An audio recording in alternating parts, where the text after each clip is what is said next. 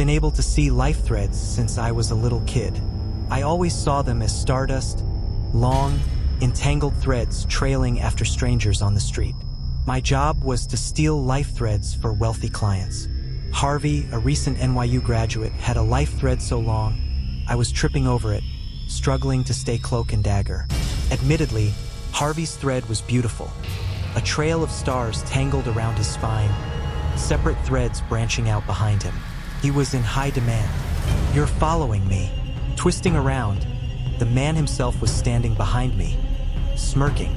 Harvey had dark tousled hair, like he hadn't slept in weeks, amused eyes drinking me in. But his life thread illuminated all of him, setting his veins alight.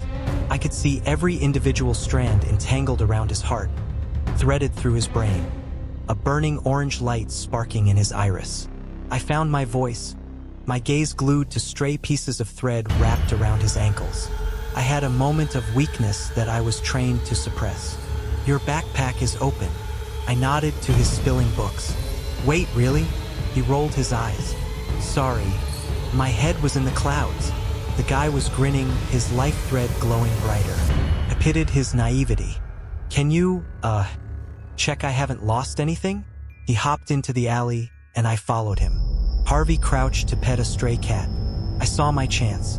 Pulling my gun from my jeans, I stuck it in the back of his head. Life thread is alive. It's the beating heart to the human body. So I had to treat it gently. "Knees." I shoved him down, and he flung his hands in the air. "Are you fucking serious?" he hissed. "Just take my MacBook, dude." The hard part was removal. I told him to lay on his front and straddled him, pulling out my scalpel. A single incision to the nape of the neck, and there it was, spider-like tendrils already bleeding from the entrance point. All I had to do was pull, and Harvey was gone. "I'm sorry," I whispered, ignoring his cry, his body contorting.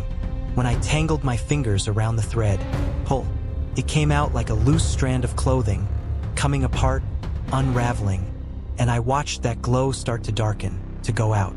It wasn't until I had a handful when I realized its color. In the veins, it looked like stardust.